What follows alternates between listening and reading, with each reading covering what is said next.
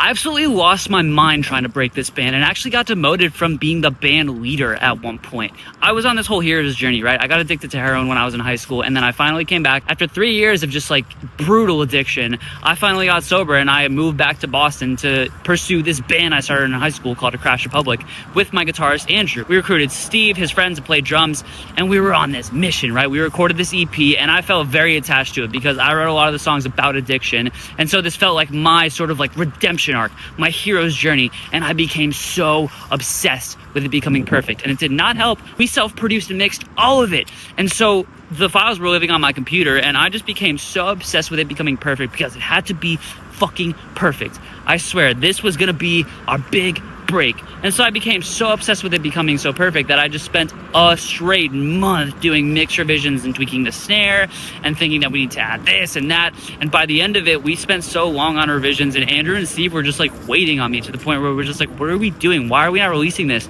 And at one point, basically, we had a conversation, and Steve was like, I am completely unimpressed by your level of preparation. I really felt humbled in that moment. Like, this is a band, this is a collective, this is not all about me, despite the fact that, yes, like I wrote the songs, but this is a band. And that's when Steve was like, okay, cool, we've officially leveled Nick, we've cut him down to size, I deserved it. And we proceeded forward as a democracy, I guess. I don't know. And that's our story. And it really got to the point where like we almost broke up and we almost kind of just stopped making music and things fizzled out for us.